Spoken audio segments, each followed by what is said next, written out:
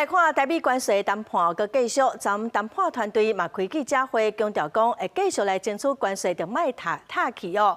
行政院长杜英泰今仔嘛表示讲，针对外界误会，嘛来检讨。产业界嘛呼吁政府除了保护半导体产业，嘛要提供传统的产业愈侪支持，协助业者来度过关税冲击。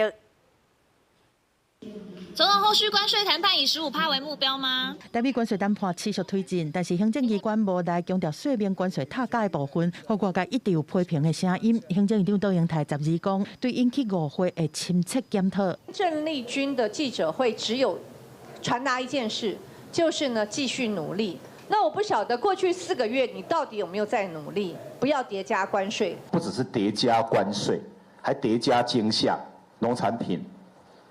跟汽车产业，美国都可能会对我们有要求。他们去谈判的过程里面，比黑箱更黑箱。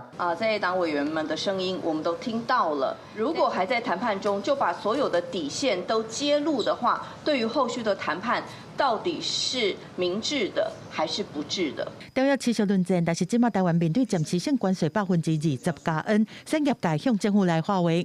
半导体相对的是一个重要的，但是我们有很多传统的产业，包括机械业、包括工具、纺织等等，辅导啦，包括这个技术的这个提升啦、转型啦，或是呢，那么政府给一些补贴，比较稳定的一个汇率状况。柯声雄和赖总统共台来活动，可能加减拢会讲到关税管高令海外的台商嘛真受影响。巴西现在问题是比较严重，因为受到政治的干涉的关系。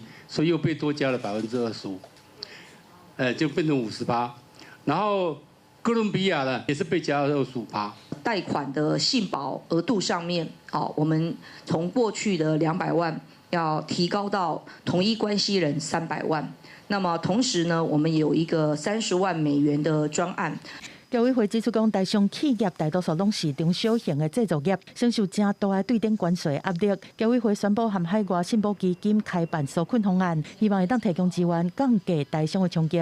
公司新闻综合报道。